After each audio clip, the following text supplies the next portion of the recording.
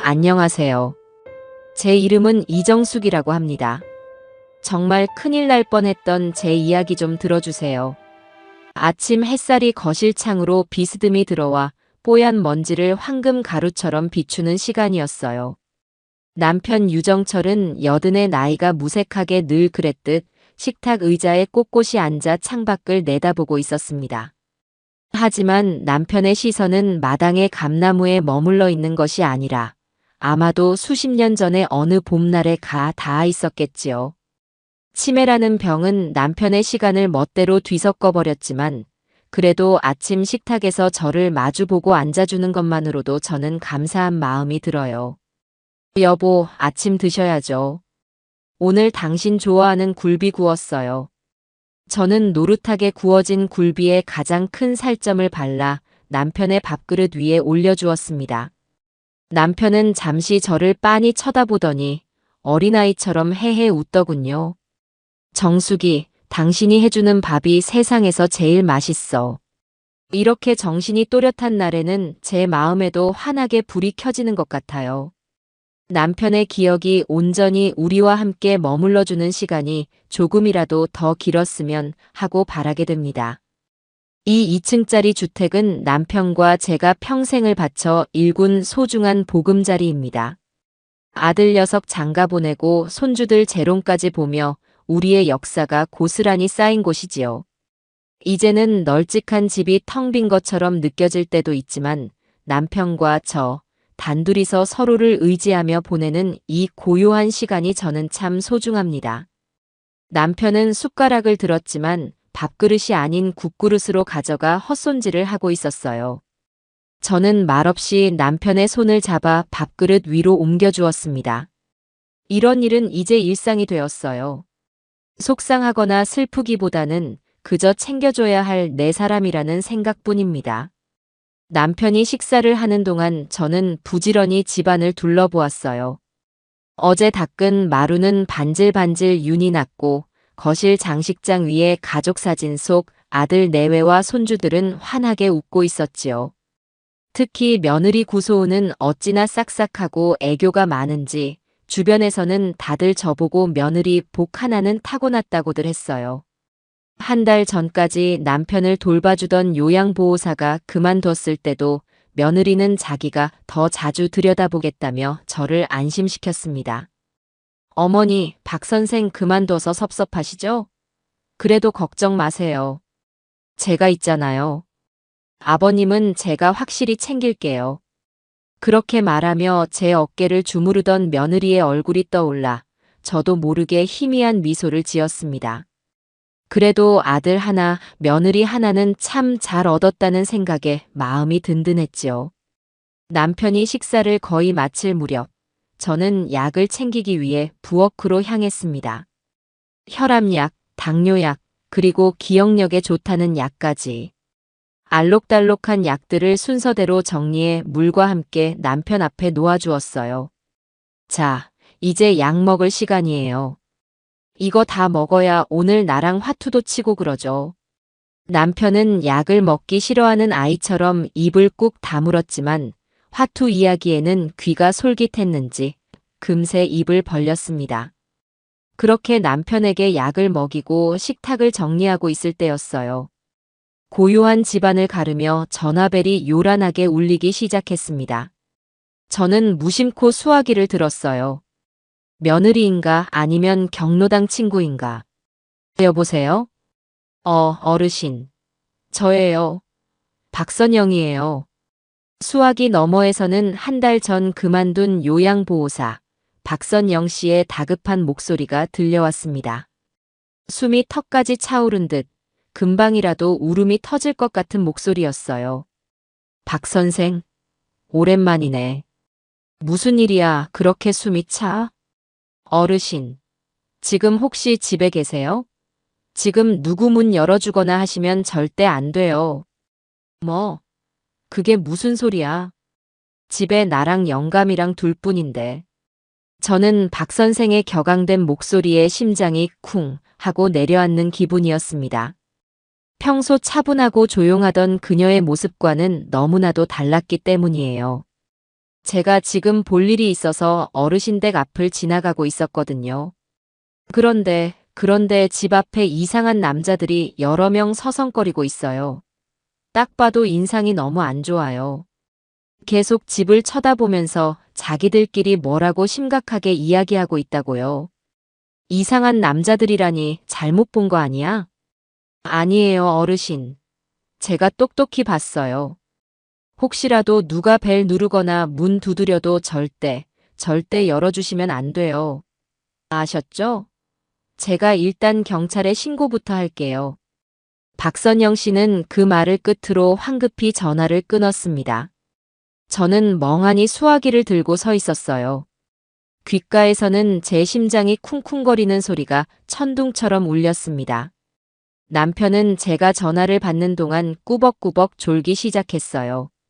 저는 조심스럽게 남편을 부축해 거실 소파에 눕히고 얇은 담요를 덮어주었습니다. 그리고는 고양이처럼 발소리를 죽여 창가로 다가갔어요. 거실 창문은 오래된 레이스 커튼이 달려 있어서 밖에서는 안이 잘 보이지 않았습니다. 저는 커튼의 아주 작은 틈 사이로 조심스럽게 밖을 내다보았어요. 박 선생의 말이 맞았습니다. 우리 집 대문 앞, 낡은 담벼락에 기대어 건장한 남자 서너 명이 담배를 피우고 있었습니다. 짧게 깎은 머리, 검은 옷차림, 그리고 딱딱하게 굳은 표정까지. 누가 봐도 평범한 사람들은 아니었어요. 그들은 마치 사냥감을 노리는 맹수처럼 끈질기게 우리 집을 훑어보고 있었습니다. 온몸에 피가 차갑게 식는 기분이었어요. 이 평화로운 동네에 우리 집에 도대체 무슨 일이 벌어지고 있는 걸까? 혹시 보이스피싱 일당인가? 아니면 강도? 머릿속이 하얗게 비어버린 것 같았습니다. 손이 덜덜 떨려왔어요. 문이란 문은 전부 잠갔는지 다시 한번 확인해야겠다는 생각에 몸을 돌리려던 순간이었어요. 저 멀리 골목 어귀에서 익숙한 인형이 나타났습니다. 바로 제 며느리 구소은이었어요. 며느리는 평소처럼 화사한 원피스 차림에 예쁜 핸드백을 들고 있었습니다. 저는 저도 모르게 안도의 한숨을 내쉴 뻔했어요. 며느리가 왔으니 이제 괜찮을 거라고, 저 험상궂은 남자들도 며느리가 보면 알아서 자리를 피할 거라고 생각했습니다. 하지만 다음 순간 저는 제 눈을 의심해야만 했습니다. 며느리는 대문 앞에 남자들을 보고 놀라거나 피하기는커녕 너무나도 태연하게 그들 쪽으로 걸어갔어요. 그리고는 그중 가장 우두머리로 보이는 남자와 가볍게 눈인사를 나누는 것이었습니다. 남자는 며느리를 향해 고개를 까딱했고 며느리는 희미한 미소를 지어 보였어요. 그건 경계나 우연의 눈빛이 아니었습니다. 너무나도 명백한 서로 알고 있다는 신호였어요. 저는 숨을 헙 하고 들이마셨습니다. 그 짧은 순간 머릿속에서 모든 조각들이 섬광처럼 맞춰지기 시작했어요. 한 달 전 갑자기 그만둔 요양보호사. 그리고 오늘 그녀의 다급했던 경고. 집 앞을 어슬렁거리는 낯선 남자들. 그리고 그들과 태연하게 눈을 맞추는 며느리. 심장이 얼어붙는다는 게 이런 느낌일까요? 저는 뒷걸음질쳐 창가에서 멀어졌습니다. 등 뒤로 식은땀이 흘렀어요. 며느리가 우리 집에 무슨 짓을 하려는 거지? 저 남자들은 대체 누구란 말인가? 온갖 끔찍한 상상들이 머릿속을 헤집고 다녔습니다. 그때였습니다. 현관 도어락에서 비밀번호 누르는 소리가 들려왔어요. 삐빅. 하지만 제가 이미 안에서 이중 잠금 장치를 걸어둔 상태라 문은 열리지 않았습니다. 곧이어 며느리의 상냥한 목소리가 들려왔어요. 하지만 제 귀에는 그 목소리가 악마의 속삭임처럼 섬뜩하게 들렸습니다. 어머니, 저 소은이에요. 문 좀 열어보세요. 안에 계시죠? 저는 입을 틀어막고 아무 소리도 내지 않았습니다. 지금 이 문을 여는 순간 저는 남편과 함께 저 맹수들의 먹잇감이 될 것이라는 걸 직감할 수 있었어요. 평생을 바쳐 지켜온 나의 집, 나의 가정이 순식간에 무너져 내릴 수 있다는 공포가 온몸을 휘감았습니다. 저는 떨리는 손으로 문고리를 붙잡고 문에 온몸을 기댄 채 숨을 죽였습니다. 밖에서는 며느리가 끈질기게 저를 부르고 있었어요. 저 상냥한 목소리 뒤에 얼마나 무서운 칼날이 숨겨져 있는지 저는 이제 알아버렸습니다.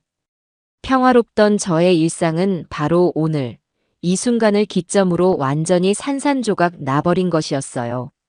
문 하나를 사이에 두고 며느리와 저는 팽팽한 신경전을 벌였습니다. 밖에서는 여전히 상냥하고 애가 타는 듯한 목소리가 흘러나왔지만 제게는 그 소리가 섬뜩한 비명처럼 들려왔어요. 어머니, 안에 계신 거 다 알아요. 왜 대답이 없으세요? 혹시 무슨 일 있으신 거예요? 아버님은 괜찮으시고요? 며느리는 일부러 더 큰 소리로 외쳤습니다. 마치 주변 사람들에게 나는 이렇게 시부모님을 걱정하는데 안에서 문을 열어주지 않는다고 광고라도 하는 것 같았지요. 대문 밖에 있던 그 험상궂은 사내들도 며느리의 연극에 동참하려는 듯 어이 할머니, 문 좀 열어보쇼. 사람 똥개 훈련시키는 것도 아니고 라며 거친 목소리를 냈습니다. 저는 문고리를 잡은 손에 더욱 힘을 주었어요. 여기서 무너지면 끝장이라는 생각이 들었습니다. 남편은 소파에서 곤히 잠들어 이 모든 상황을 모르고 있다는 것이 차라리 다행이다 싶었어요. 저는 최대한 목소리를 가다듬고 문에 바짝 붙어 말했습니다. 나 지금 몸이 안 좋아서 누워있다. 그러니 그냥 돌아가거라. 네. 몸이 안 좋으세요? 어디 가요? 그러니까 더더욱 문을 열어보세요. 제가 들어가서 좀 봐야죠. 병원에 모시고 가야 할 수도 있잖아요. 참으로 기가 막힌 연기력이었어요. 모르는 사람이 들으면 세상에 둘도 없는 효부라고 착각할 만했습니다. 하지만 저는 이미 며느리의 진짜 얼굴을 봐버렸지요. 괜찮다. 약 먹고 누워있으면 나아질 거야. 너희 시아버지 주무시니 조용히 하고 어서 돌아가. 제 단호한 목소리에 며느리의 말투가 순간적으로 날카로워졌습니다. 아니, 어머니. 지금 저를 의심하시는 거예요? 제가 걱정돼서 그러는 거 안 보이세요? 의심은 무슨. 그냥 몸이 불편해서 쉬고 싶으니 가라는 거다. 할 말 있으면 나중에 전화로 하거라. 더 이상의 대화는 무의미하다고 생각한 저는 입을 꾹 다물었습니다. 문 밖에서 며느리가 몇 번 더 저를 부르다가 옆에 있는 남자들과 나지막이 무언가 속삭이는 소리가 들렸어요. 그리고는 잠시 후 거친 발소리들이 멀어지는 것이 느껴졌습니다. 저는 한참 동안 그 자리에 못 박힌 듯 서 있다가 조심스럽게 창가로 다가가 밖을 살폈습니다. 다행히 대문 앞에는 아무도 없었어요. 그제야 참고 있던 숨이 한꺼번에 터져 나왔습니다. 저는 주저앉아 가쁜 숨을 몰아쉬었어요. 정신을 차리고 가장 먼저 한 일은 박선영 선생에게 다시 전화를 거는 것이었습니다. 신호음이 몇 번 울리지 않아 그녀가 전화를 받았습니다. 어르신, 괜찮으세요? 제가 경찰에 신고는 했는데 그 사람들이 그냥 가버렸다고 하더라고요. 덕분에 괜찮아. 박 선생 아니었으면 큰일 날 뻔했어. 정말 고마워. 천만에요. 그런데 어르신, 제가 사실 어르신께 꼭 드릴 말씀이 있어요. 그래서 오늘 용기 내서 댁 근처로 찾아갔던 거예요. 박선영 선생의 목소리는 무겁게 가라앉아 있었습니다. 무언가 힘든 이야기를 꺼내려는 사람 특유의 망설임이 느껴졌어요. 무슨 이야기인데 그래? 혹시 내 며느리랑 관련된 일이야? 제 질문에 그녀는 잠시 숨을 고르는 듯 했습니다. 네, 맞아요. 제가 한 달 전에 갑자기 그만둔 거 개인 사정이라고 말씀드렸지만 사실은 사모님 때문이었어요. 사모님이라는 호칭은 며느리 구소운을 뜻하는 것이었습니다. 박선영 선생은 며느리를 그렇게 불렀지요. 소은이가 왜 너한테 못되게 굴기라도 했어? 그런 건 아니에요. 오히려 저한테는 늘 친절하고 깍듯했어요. 그런데 행동이 좀 이상했어요. 박선영 선생은 조심스럽게 말을 이어갔습니다. 그녀가 남편을 돌보는 동안 며느리는 유독 집에 자주 드나들었다고 합니다. 처음에는 시아버지를 살뜰히 챙기는가 싶어 보기 좋았다고 해요. 그런데 날이 갈수록 며느리의 질문과 행동이 이상해졌다는 겁니다. 하루는 제가 안방 청소를 하고 있는데 사모님이 들어오시더니 웃으면서 묻는 거예요. 박 선생, 우리 아버님 인감도장 어디 있는지 알아요?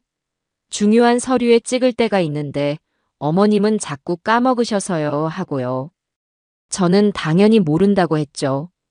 그뿐만이 아니었습니다. 며느리는 박선영 선생이 잠시 자리를 비운 사이 서재에 있는 책장이나 안방의 장롱을 기웃거리는 일이 잦았다고 합니다. 한 번은 제가 깜빡 잊은 게 있어서 다시 집으로 들어갔는데 사모님이 장롱문을 열어놓고 안쪽을 휴대폰으로 막 찍고 있더라고요. 저를 보더니 화들짝 놀라면서 아, 어머니 옷 정리 좀 해드리려고요.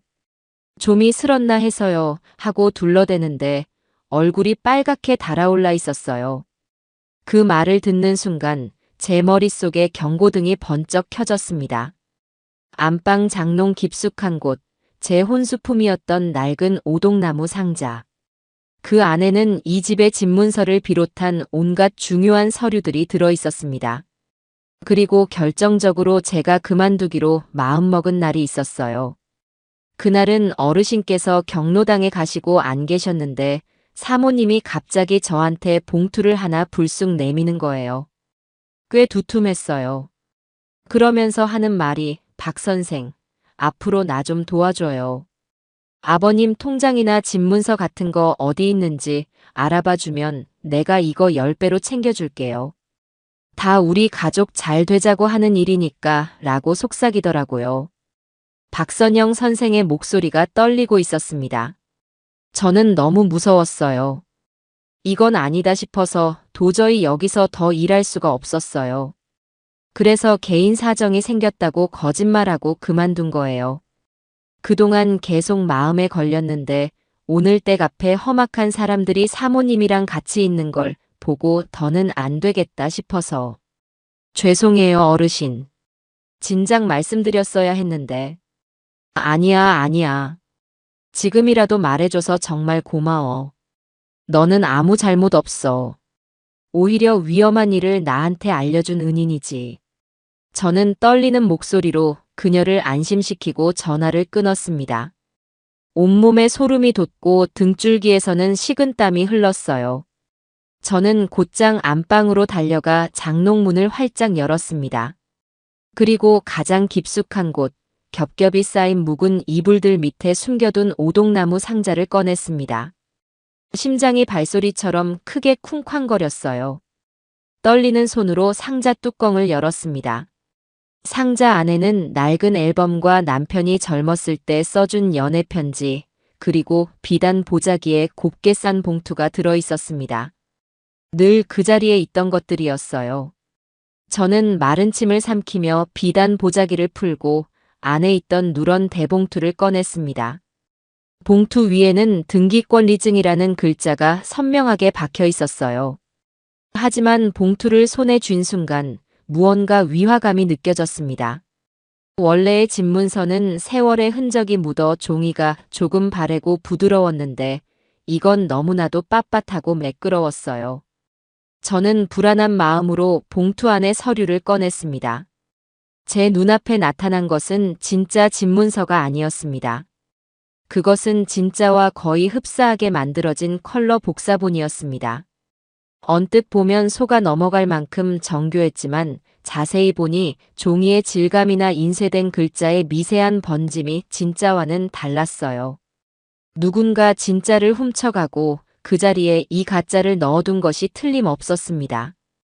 그리고 그 범인은 단 한 사람, 제 며느리 구소은이겠지요.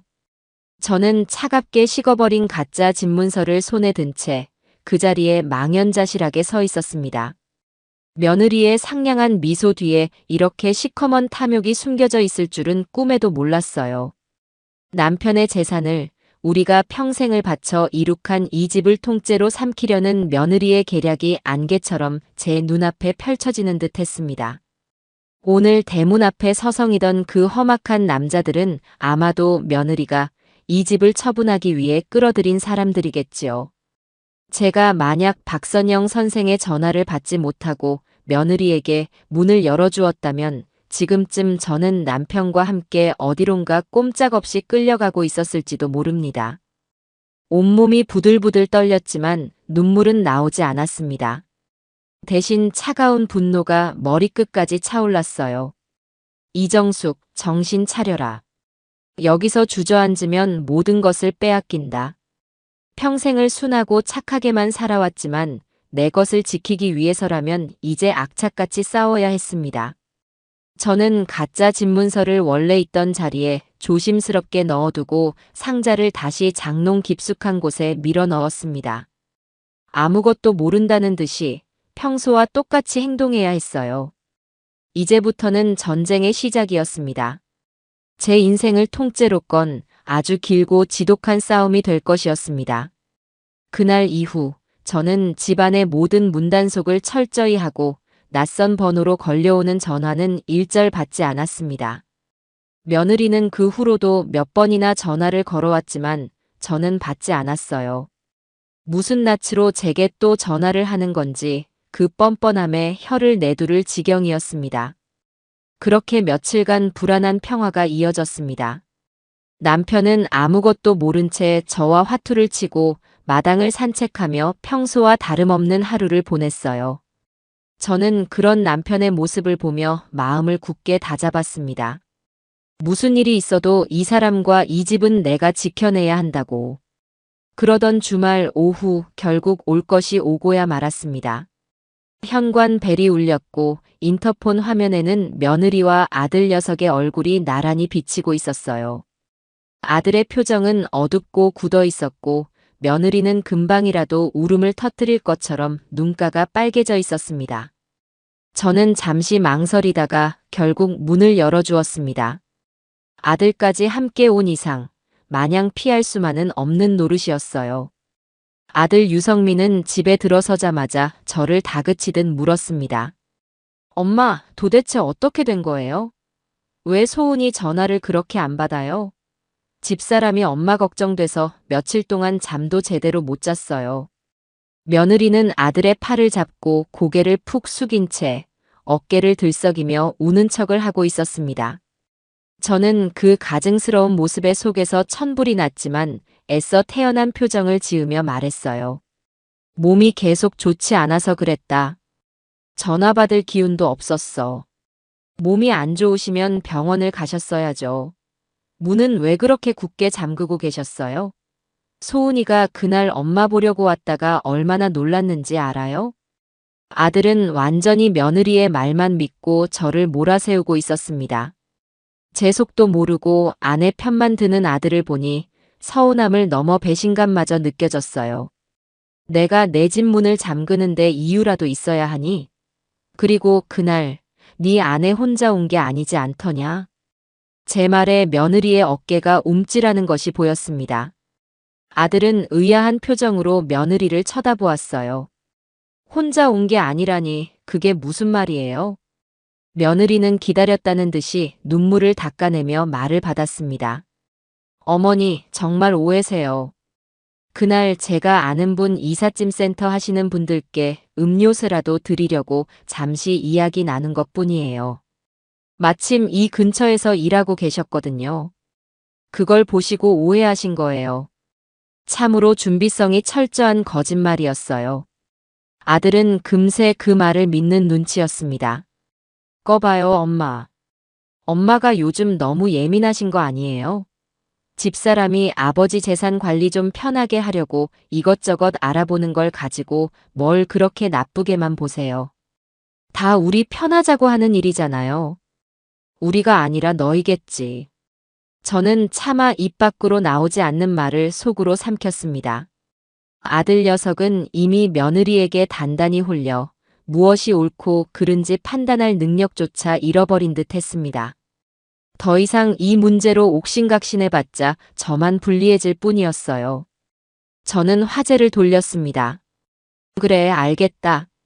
내가 오해했나 보구나. 그나저나 무슨 일로 들어왔니? 제 태도가 부드러워지자 며느리는 기다렸다는 듯이 핸드백에서 서류 뭉치를 하나 꺼내 탁자 위에 올려놓았습니다.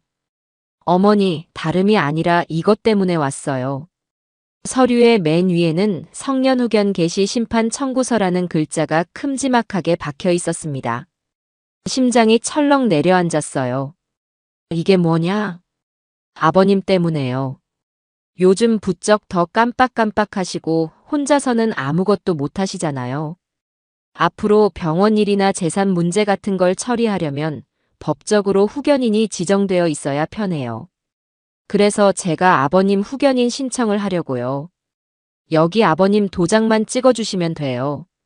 며느리는 너무나도 사무적이고 당연하다는 듯이 말했습니다. 마치 남편을 위한 최선의 방법이라는 듯이. 하지만 저는 그 속셈을 똑똑히 알고 있었어요. 성년 후견인이 되면 남편의 모든 재산을 자기 마음대로 주무를 수 있게 되는 겁니다.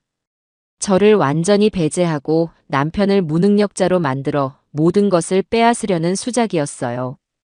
안 된다. 저는 단호하게 말했습니다. 아직 네 아버지는 내가 돌볼 수 있다. 이런 건 필요 없어. 어머니. 이건 어머님 편하시라고 하는 일이기도 해요. 언제까지 어머니 혼자 아버님을 다 감당하시려고요. 그러다 어머니까지 쓰러지시면 어떡해요. 내 걱정은 너가 할 거 없어.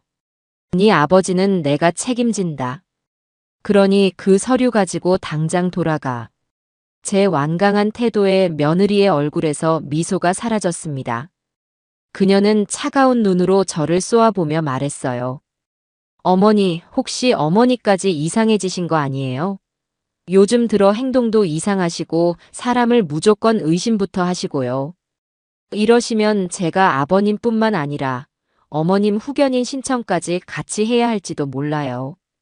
그것은 명백한 협박이었습니다. 저까지 남편과 똑같은 정신 나간 늙은이로 몰아서 이 집에서 합법적으로 쫓아내겠다는 속셈이었지요. 아들은 옆에서 안절부절 못하며 소은아, 말이 너무 심하잖아 라고 말렸지만 그 목소리에는 힘이 실려 있지 않았습니다. 저는 더 이상 그들의 얼굴을 마주하고 싶지 않았습니다. 나가거라. 둘 다 당장 내 집에서 나가. 저는 손가락으로 현관문을 가리켰습니다.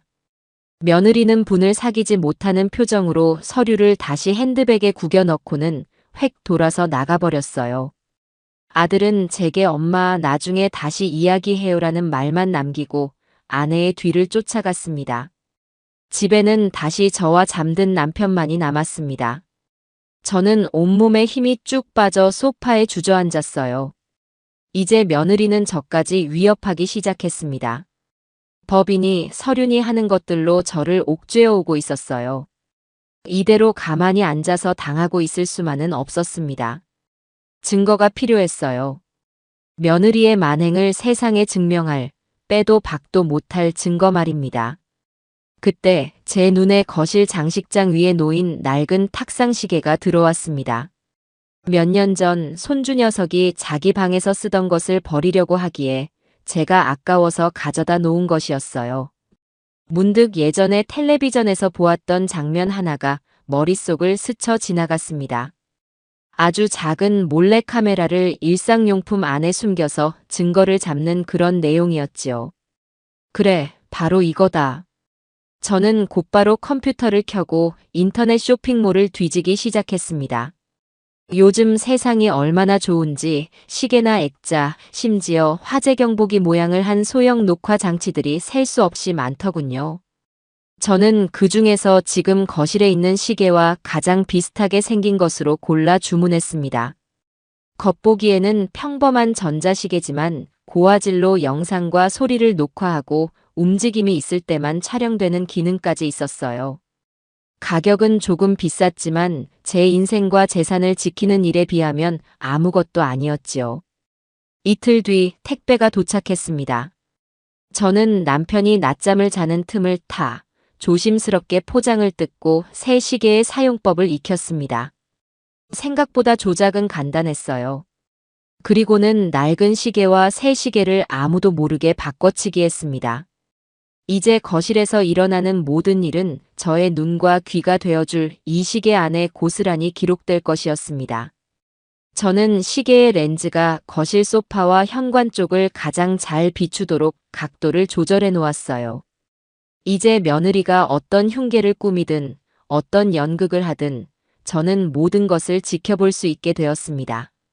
이것은 저의 보이지 않는 무기이자 이 기나긴 싸움의 첫 번째 반격을 알리는 신호탄이었습니다. 며느리와의 전면전이 시작된 이상 저 혼자만의 힘으로는 벅차다는 것을 깨달았습니다. 저에게는 믿고 의지할 수 있는 사람이, 이 싸움에서 저를 도와줄 든든한 아군이 필요했어요. 제 머릿속에 가장 먼저 떠오른 사람은 바로 박선영 선생이었습니다. 그녀는 이미 며느리의 속내를 알고 있었고 무엇보다 저에 대한 미안함과 의리를 가진 사람이었으니까요. 저는 박 선생에게 전화를 걸어 동네에서 가장 큰 공원 앞 벤치에서 잠시 만날 수 있겠냐고 조심스럽게 물었습니다. 제 목소리에서 심상치 않은 기운을 느꼈는지 그녀는 아무것도 묻지 않고 그러겠다고 대답했어요. 약속한 날, 저는 남편에게는 경로당에 다녀오겠다고 말하고 집을 나섰습니다. 공원 벤치에는 박 선생이 먼저 와서 저를 기다리고 있었어요. 그녀의 얼굴에는 걱정이 가득했습니다. 어르신, 그동안 별일 없으셨어요? 제가 다녀간 뒤로 사모님이 또 찾아오거나 하진 않았고요. 별일 이외 없었겠어. 아들놈까지 데리고 와서 나를 아주 정신 나간 늙은이로 몰아가더군. 저는 그동안 있었던 일을 차분하게 털어놓았습니다. 며느리가 성년후견인 신청 서류를 들이밀며 저를 협박했던 일까지 모두 이야기했어요. 제 이야기를 듣는 내내 박 선생은 주먹을 쥔 채 입술을 깨물었습니다. 어떻게 사람이 그럴 수가 있죠? 자기 시어머니한테까지 그런 끔찍한 말을 하다니요. 이제 시작일 뿐이야. 아마 다음에는 더 교묘하고 악랄한 방법으로 나를 괴롭히려 들겠지. 그래서 박 선생 도움이 필요해. 나 좀 도와줄 수 있겠어? 제 간절한 부탁에 박선영 선생은 망설임 없이 고개를 끄덕였습니다. 당연하죠, 어르신. 제가 처음부터 제대로 말씀드렸어야 했는데. 저 때문에 이런 일을 겪으시는 것 같아 죄송해서라도 제가 꼭 도와야죠. 뭐든지 시키세요. 제가 할 수 있는 일이라면 뭐든 다 할게요. 그녀의 굳은 다짐에 저는 눈시울이 뜨거워졌습니다. 천군만마를 얻은 것처럼 마음이 든든했어요. 저는 박 선생에게 제 계획을 이야기했습니다. 앞으로 며느리가 어떤 사람을 데려오든 어떤 일을 꾸미든 저는 아무것도 모르는 척 조금씩 치매 증상이 나타나는 연약한 노인인 척 연기할 것이라고요. 그리고 그 모든 과정을 새로 설치한 시계 녹화기로 기록할 거라고 말했습니다. 그리고 박 선생에게는 며느리가 데려오는 사람들의 뒷조사를 부탁했어요. 아마 나를 정신병원이나 요양시설에 집어넣으려고 자기 편인 의사나 요양보호사를 데려올 가능성이 커. 그 사람들이 어떤 사람들인지, 진짜 믿을 만한 사람들인지 알아봐줬으면 해. 박 선생은 그쪽에 아는 사람들이 많을 테니 나보다는 알아보기 쉬울 거야. 네, 어르신. 걱정 마세요. 요양보호사들끼리는 아는 사람 한두 다리만 건너면 웬만한 소문은 다 들을 수 있어요. 제가 어떻게든 알아내 볼게요. 우리는 그렇게 서로의 역할을 나누고 굳게 약속을 했습니다. 집으로 돌아오는 발걸음이 한결 가벼워진 기분이었어요. 혼자가 아니라는 사실만으로도 큰 힘이 되었습니다. 아니나 다를까 며칠 지나지 않아 며느리에게서 전화가 왔습니다. 지난번에 날카로운 목소리는 온데간데 없고 다시 예전의 상냥하고 애교 섞인 목소리로 돌아와 있었어요. 어머니, 그날은 제가 너무 속상해서 말이 좀 심했어요. 죄송해요. 어머니 걱정하는 마음이 너무 커서 그랬다고 생각해 주세요. 네. 저는 속으로 코웃음을 쳤지만 겉으로는 힘없는 목소리로 대답했습니다. 그래, 나도 그날은 좀 예민했었다. 그러실 수 있죠. 그래서 제가 어머니랑 아버님을 위해서 아주 좋은 분들을 모시고 가려고요.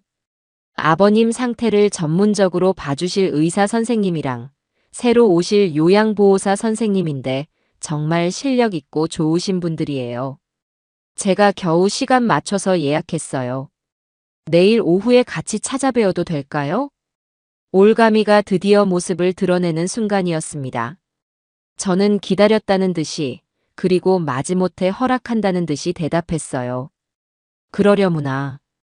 다음 날 오후 며느리는 약속대로 두 사람을 데리고 집에 나타났습니다. 한 명은 50대 중반의 의사 가운을 입은 남자였고, 다른 한 명은 인상이 서글서글한 40대 여성이었어요. 저는 그들을 거실로 안내하며 시계 녹화기의 렌즈가 그들의 얼굴을 정면으로 비추도록 소파 자리를 권했습니다. 어머니, 인사하세요.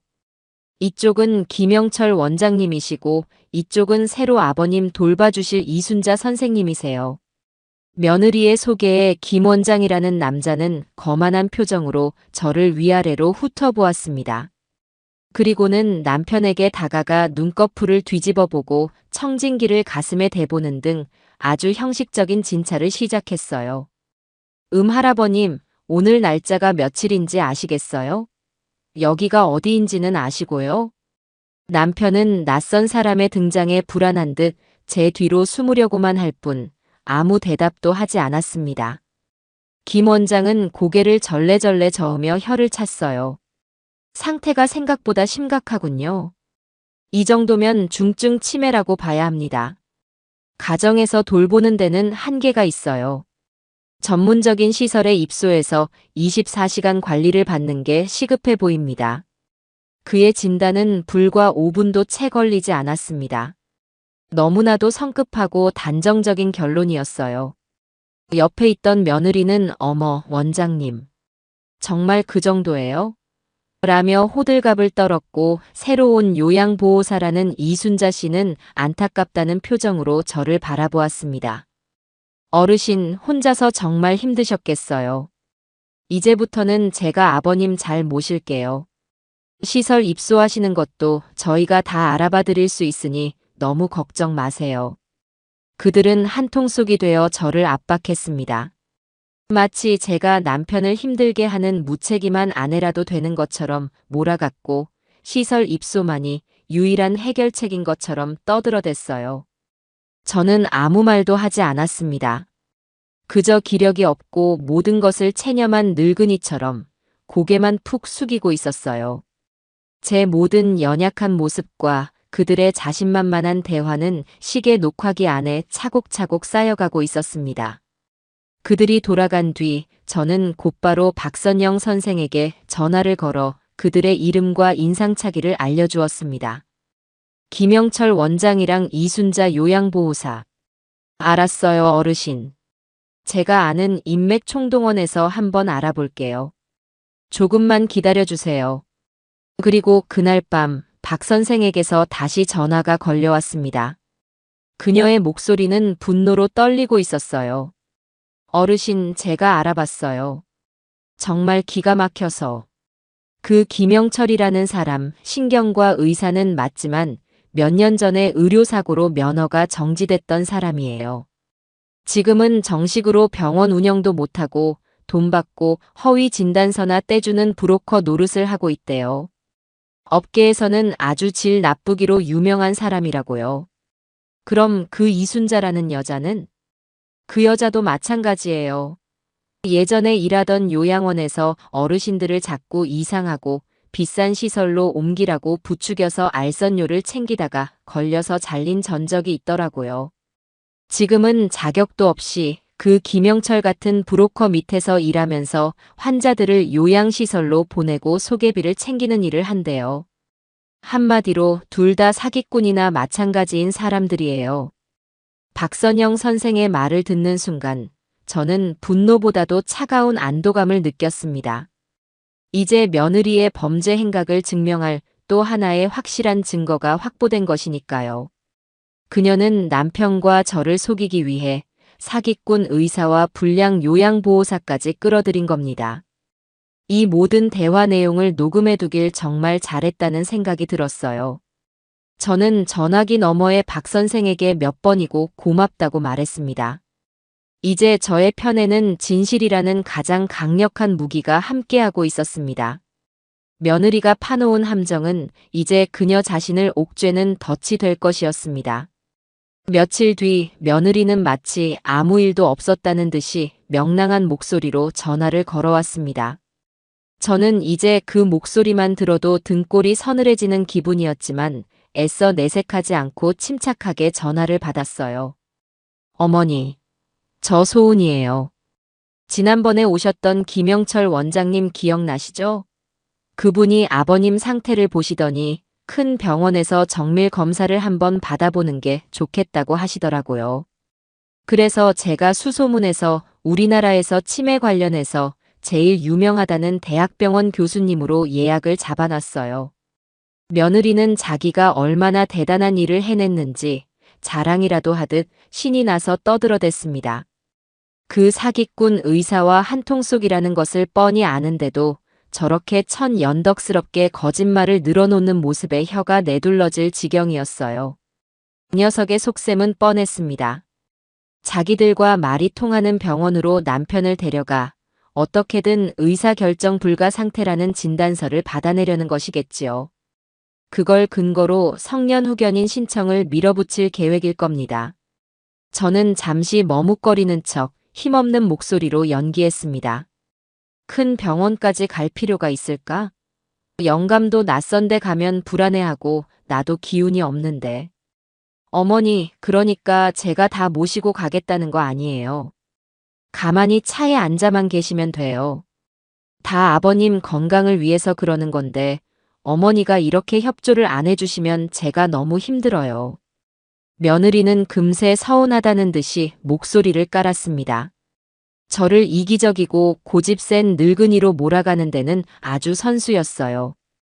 저는 못 이기는 척 한숨을 길게 내쉬며 대답했습니다. 알았다. 네가 그렇게까지 생각한다니 한번 가보도록 하자꾸나. 언젠데? 정말요, 어머니? 잘 생각하셨어요. 다음 주 수요일 오전이에요. 제가 그날 아침 일찍 집으로 갈게요. 제 허락이 떨어지자 며느리의 목소리가 다시 밝아졌습니다.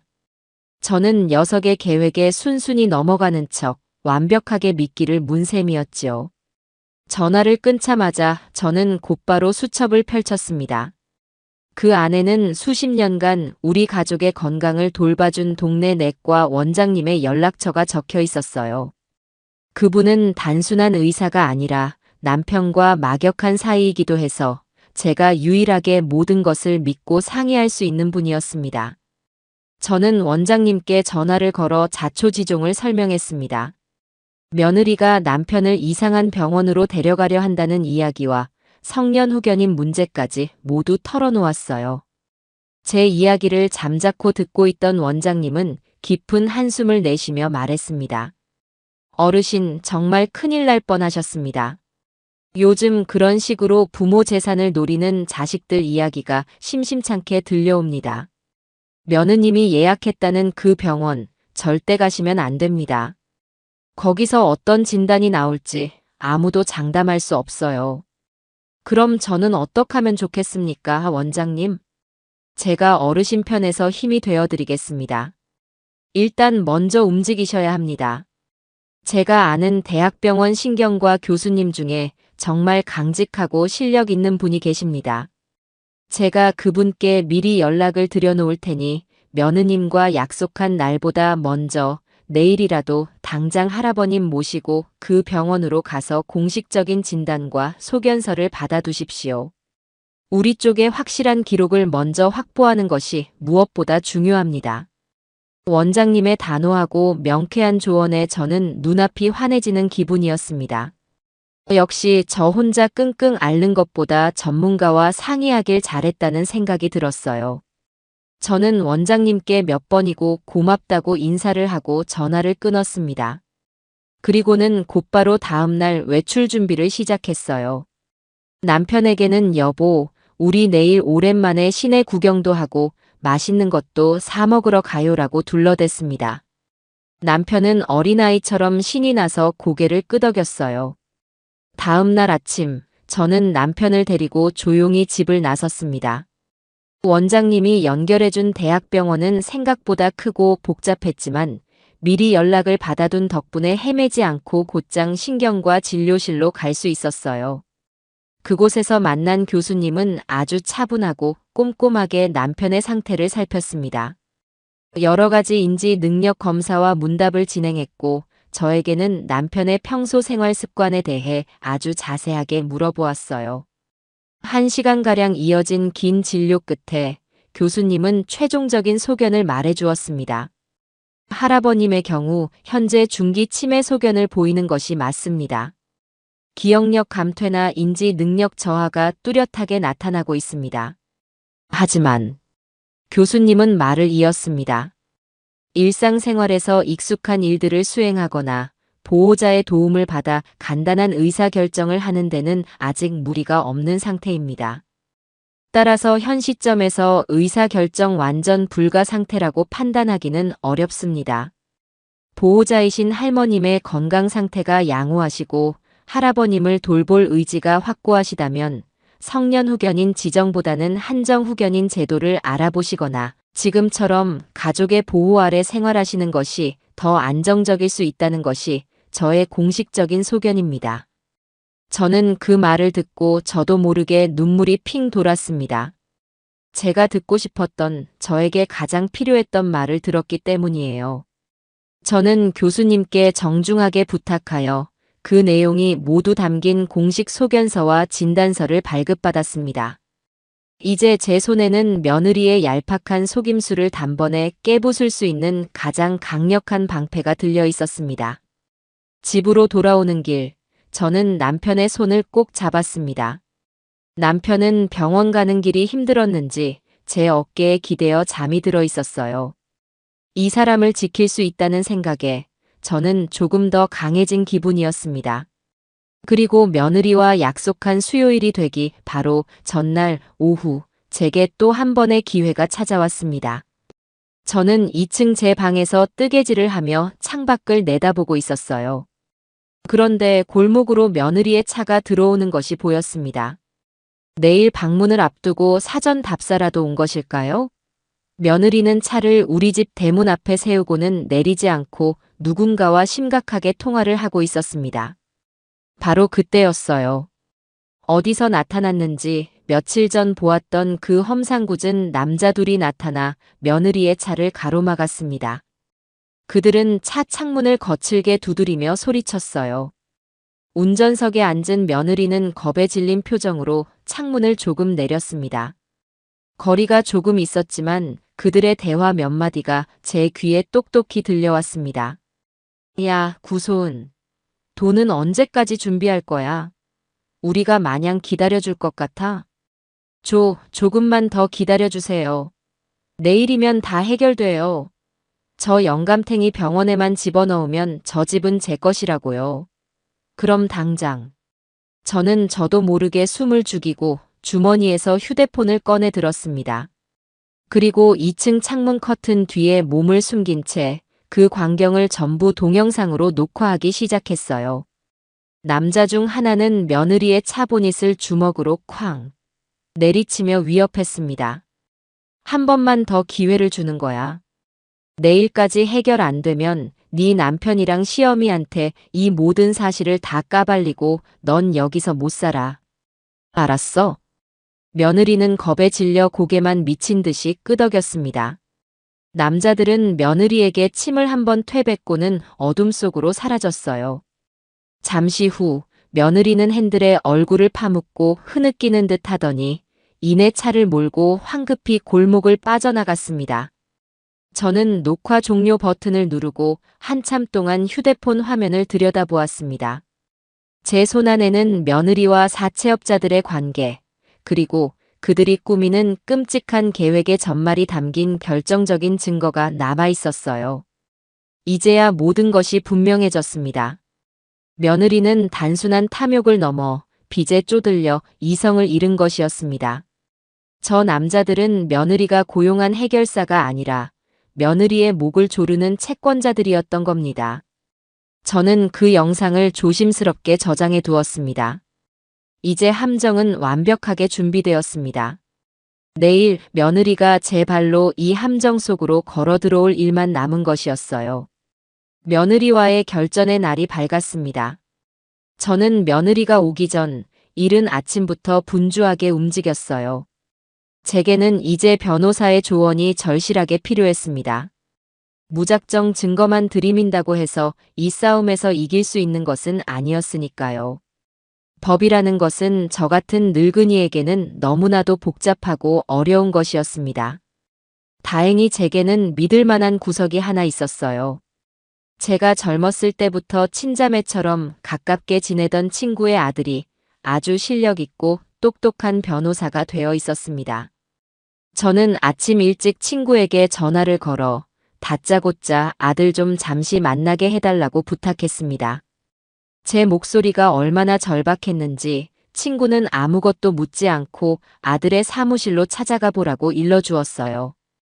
저는 남편의 아침 식사를 챙겨드리고 박선영 선생에게 잠시만 와서 남편을 돌봐달라고 부탁한 뒤 서둘러 집을 나섰습니다. 친구 아들의 법률사무소는 시내 중심가에 있는 큰 건물에 자리 잡고 있었어요. 잠시 망설이다가 저는 용기를 내어 사무실 문을 열고 들어갔습니다. 친구의 아들 박준서 변호사는 저를 보더니 깜짝 놀라며 자리에서 일어났습니다. 아이고, 정숙 이모님. 여기까지 어쩐 일이세요? 미리 연락이라도 주시지 그러셨어요. 준서야, 내가 지금 너한테 아주 급하게 상의할 게 있어서 염치불구하고 찾아왔다. 저는 박 변호사의 사무실에 앉아 그동안 있었던 모든 일을 하나도 빠짐없이 털어놓았습니다. 며느리의 이상한 행동부터 가짜 집문서, 사기꾼 의사와 요양보호사, 그리고 어제 촬영한 사채업자 영상까지.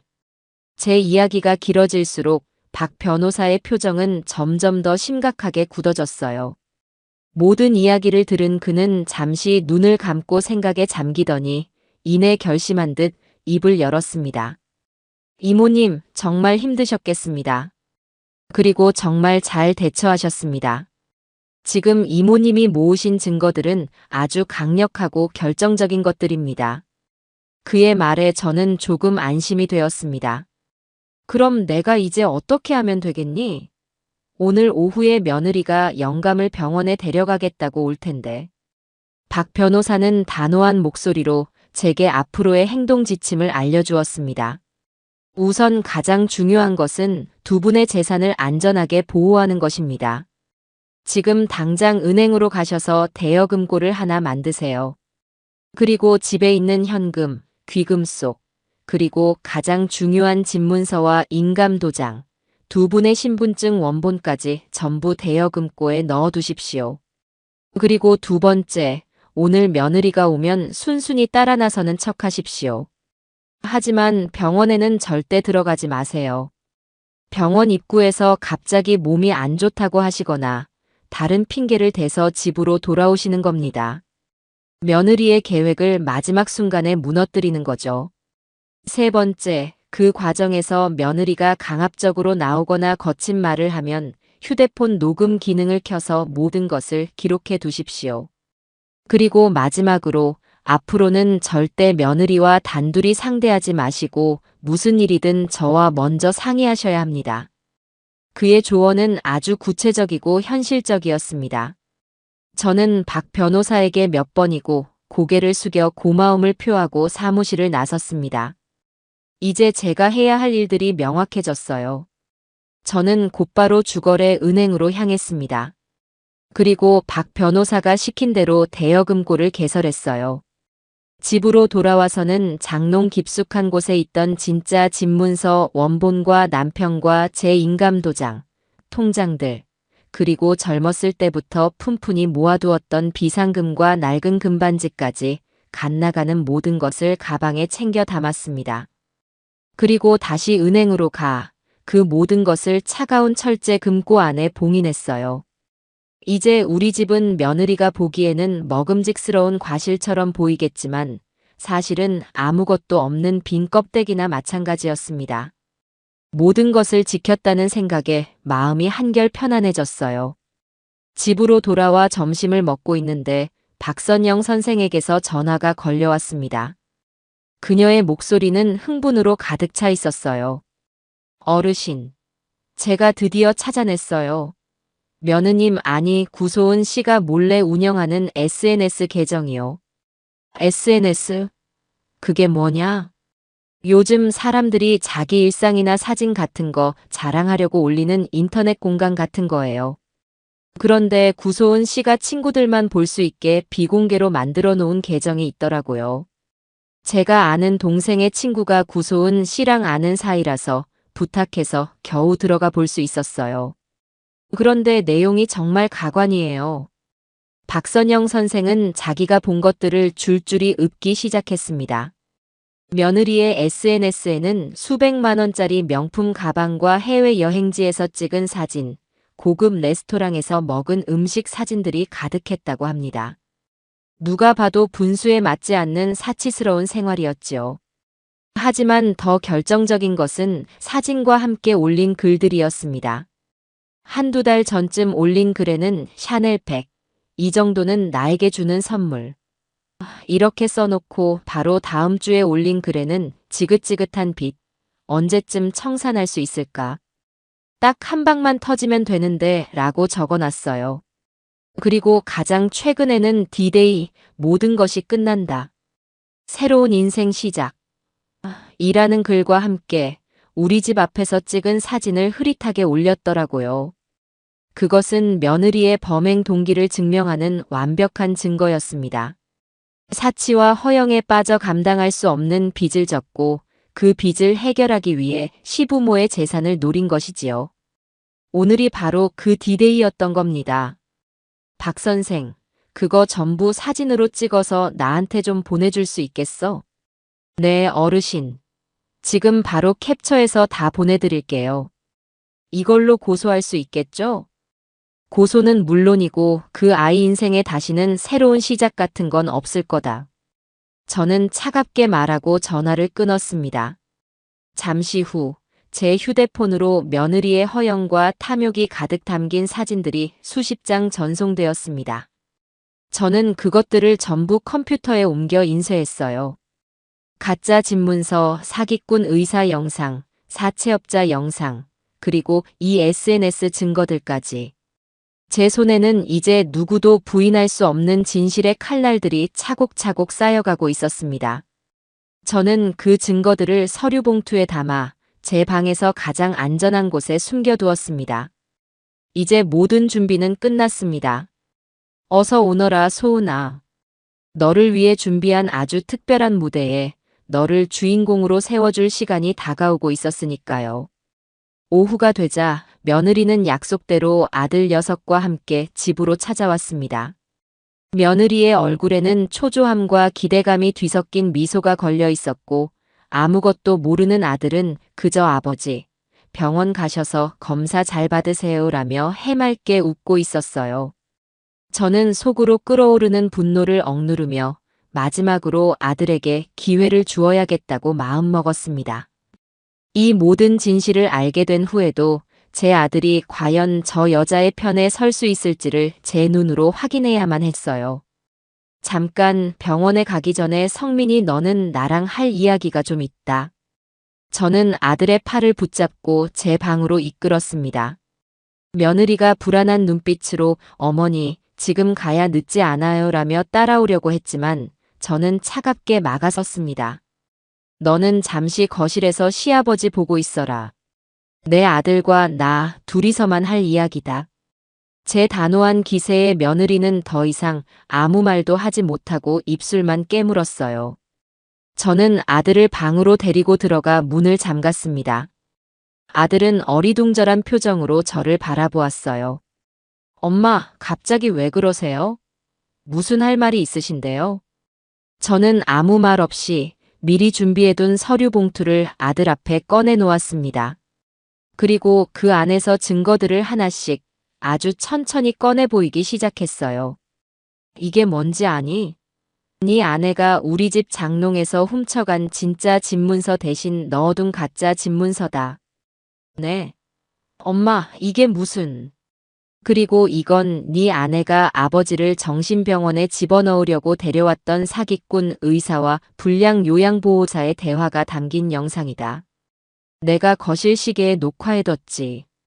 저는 휴대폰으로 시계 녹화기 영상을 재생해서 아들에게 보여주었습니다. 영상 속에서 며느리와 사기꾼들이 나누는 대화를 들은 아들의 얼굴이 하얗게 질리기 시작했어요. 설마 소은이가 그랬을 리가 없어요. 뭔가 오해가. 오해? 그럼 이것도 오해인지 한번 보거라. 저는 어제 창문에서 찍은 영상을 보여주었습니다. 험상궂은 사내들이 며느리를 협박하고 며느리가 내일이면 저 집은 제 것이라고 말하는 장면이 나오자 아들은 입을 떡 벌린 채 아무 말도 하지 못했습니다. 충격으로 몸을 가늘게 떠는 것이 보였어요. 그리고 저는 마지막 증거를 아들의 눈앞에 펼쳐놓았습니다. 며느리의 사치스러운 SNS 사진들과 빚독촉에 시달리는 이중적인 글들이 인쇄된 종이들이었어요. 이 아내는 분수에 맞지 않는 사치로 빚더미에 올라앉았고 그 빚을 갚기 위해 네 아비의 재산을, 이 집을 통째로 팔아넘기려 한 거다. 오늘 병원에 가는 것도 그 계획의 일부일 뿐이고. 이제 알겠니? 네가 그토록 믿고 감쌌던 네 아내가 어떤 사람인지. 저는 화를 내거나 소리를 지르지 않았습니다. 그저 차갑고 담담하게 사실만을 전달했어요. 아들은 증거물들을 번갈아 쳐다보며 고개를 세차게 저었습니다. 믿을 수 없다는 듯, 믿고 싶지 않다는 듯한 몸부림이었지요. 아니야, 아닐 거야. 소은이가 저한테는 정말 잘했어요. 우리 부모님 잘 모시겠다고, 그래서 돈도 더 필요하다고. 그래서 네 돈까지 다 갖다 바쳤느냐? 저 명품 가방 사라고 해외여행 가라고 네가 벌어다 준 돈을 다 쓴 거란 말이다. 제 말에 아들은 결국 무너져 내렸습니다. 책상 위에 엎드려 아이처럼 엉엉 울기 시작했어요. 배신감과 충격, 그리고 자기 자신에 대한 어리석음이 뒤섞인 울음이었습니다. 저는 그런 아들의 모습을 그저 말없이 지켜보았습니다. 지금 아들에게 필요한 것은 위로가 아니라 현실을 직시할 시간이었습니다. 한참을 울던 아들은 눈물을 닦고 자리에서 일어났습니다. 그의 눈에는 이전에는 볼 수 없었던 분노와 결심이 서려 있었어요. 제가 직접 물어봐야겠어요. 소은이한테 직접 가서 이게 다 사실인지 확인해야겠어요. 아들은 문을 박차고 방을 나갔습니다. 저는 뒤따라 나가 문틈으로 거실 상황을 지켜보았어요. 아들은 거실에 서 있는 며느리에게 다가가 제가 보여준 증거들을 집어 던지듯 내밀었습니다. 구소은, 이게 다 뭐야? 너 나한테 설명 좀 해봐. 이게 다 무슨 짓이야? 며느리는 바닥에 흩어진 사진들을 보고 얼굴이 사색이 되었습니다. 그리고는 이내 상황 파악이 됐는지 아들의 바짓가랑이를 붙잡고 애원하기 시작했어요. 여보, 그게 아니에요. 다 오해예요. 어머니가 나를 미워해서 이런 걸로 모함하시는 거예요. 모함? 이 영상도 모함이야? 저 사채업자들도 엄마가 만들어낸 사람들이야? 대답해. 아들의 고함에 며느리는 더 이상 변명을 하지 못하고 작전을 바꾼 듯 눈물을 쏟아내며 자신의 잘못을 인정하기 시작했습니다. 하지만 그 방식이 아주 교활했어요. 네, 맞아요. 빚이 좀 있었어요. 사업하다가 잘 안 돼서. 하지만 여보, 다 당신이랑 우리 가족 편하게 살게 해주려고 그런 거였어요. 당신 월급만으로는 힘들잖아요. 그래서 내가 어떻게든 돈 벌어보려고 하다가 일이 잘못된 거예요. 저 남자들도 그래서. 하지만 시부모님 재산은 정말 탐낸 거 아니에요. 그냥 잠깐만 빌려서 빚만 갚고 다시 채워 넣으려고 했어요. 나 좀 믿어줘요, 여보. 내가 사랑하는 건 당신뿐이에요. 며느리는 눈물 콧물을 쏟아내며 아들에게 매달렸습니다. 모든 것을 남편과 가족을 위한 희생으로 포장하며 자신을 불쌍한 피해자로 둔갑시키는 치밀함. 아들은 그 모습에 또다시 흔들리는 듯 보였습니다. 분노로 가득 찼던 얼굴이 연민과 혼란으로 뒤섞이기 시작했어요. 결국 그날 병원행은 취소되었습니다. 아들은 오늘은 안 되겠다는 말만 남기고 울고 있는 며느리의 팔을 붙잡아 끌다시피 해서 집을 나갔습니다. 저는 그들의 뒷모습을 보며 깊은 한숨을 내쉬었어요. 아들은 진실을 알게 되었지만 아직 뱀 같은 아내의 혀에서 완전히 벗어나지는 못한 것이었습니다. 아들의 마음속에서 아내에 대한 연민과 저에 대한 죄책감이 치열하게 싸우고 있겠지요. 그날 밤 아들에게서 문자가 하나 왔습니다. 어머니 죄송합니다. 제가 다 해결하겠습니다. 조금만 시간을 주세요. 저는 그 문자를 보고 씁쓸한 미소를 지었습니다. 해결한다는 그 말이 과연 저를 위한 해결일지 아니면 아내를 덮어주기 위한 해결일지 저는 아직 믿을 수가 없었어요. 결국 이 싸움의 마무리는 제 손으로 직접 해야 한다는 것을 다시 한번 깨달았습니다. 아들은 아직 어렸고 어리석었습니다. 하지만 어미인 저는 더 이상 약하고 어리석게만 있을 수는 없었습니다. 이제는 정말 모든 것을 끝내야 할 시간이었습니다. 아들 내외가 돌아간 후 집에는 폭풍 전야와 같은 무거운 침묵이 흘렀습니다. 며느리에게서는 물론이고 아들에게서조차 며칠 동안 아무런 연락이 오지 않았어요. 저는 그 침묵의 의미를 잘 알고 있었습니다. 아들은 아내의 거짓과 자신의 어리석음 사이에서 길을 잃고 갈팡질팡하고 있을 것이고 벼랑 끝에 몰린 며느리는 분명 이성을 잃고 마지막 발악을 준비하고 있을 터였지요. 저는 그 시간을 헛되이 보내지 않았습니다. 박준서 변호사와 거의 매일같이 통화하며 앞으로 일어날 수 있는 모든 상황에 대해 의논하고 대비책을 세웠어요. 박 변호사는 제게 이모님, 상대는 이제 정상적인 사고를 할 수 없는 상태일 겁니다. 분명 법이고 뭐고 무시하고 힘으로 밀어붙이려 할 테니 절대로 문을 열어주지 마시고 무슨 일이 생기면 곧바로 저와 경찰에 연락하셔야 합니다라고 몇 번이고 신신당부를 했습니다. 저는 그의 조언에 따라 만반의 준비를 갖추었습니다. 휴대폰 단축번호 1번은 박 변호사, 2번은 112, 3번은 박선영 선생으로 저장해 두었고 집 안팎을 비추는 CCTV 역할을 해줄 시계 녹화기는 24시간 내내 켜두었어요. 남편에게는 아무것도 모르게 그저 평소처럼 대하며 마음을 편안하게 해드렸습니다. 이 끔찍한 싸움에 남편까지 휘말리게 하고 싶지는 않았으니까요. 그리고 마침내 운명의 날이 밝았습니다. 그날따라 유난히 하늘은 맑고 햇살은 따스했어요. 하지만 저는 알고 있었습니다. 이 평화로운 풍경 뒤에 곧 거대한 먹구름이 몰려올 것이라는 것을요. 아니나 다를까 점심시간이 조금 지났을 무렵 현관 인터폰이 요란하게 울렸습니다. 화면에는 며느리가 서 있었어요. 그런데 혼자가 아니었습니다. 그 옆에는 처음 보는 중년 남자와 며칠 전 며느리를 협박하던 그 사채업자 2명이 멀쑥하게 양복을 차려입고 서 있었습니다. 저는 침착하게 인터폰 수화기를 들었습니다. 무슨 일이냐? 제 목소리를 들은 며느리는 애써 미소를 지으며 말했습니다. 하지만 그 미소는 불안감으로 미세하게 떨리고 있었어요. 어머니, 말씀드릴 게 있어서 찾아왔어요. 일단 문 좀 열어주세요. 밖에 손님들도 계시는데 이러는 건 예의가 아니잖아요. 손님? 저는 코웃음을 쳤습니다. 제 집을 통째로 삼키러 온 하이에나들을 손님이라고 부르다니요. 무슨 용건인지는 모르겠다만 나는 너희 같은 불안당들을 내 집에 들릴 생각이 없다. 그러니 용건이 있으면 문 밖에서 말하고 돌아가거라. 제 단호한 태도에 며느리의 얼굴이 일그러졌습니다. 옆에 서 있던 처음 보는 남자, 아마도 부동산 업자일 그가 나섰습니다. 어르신 말씀이 좀 지나치시군요.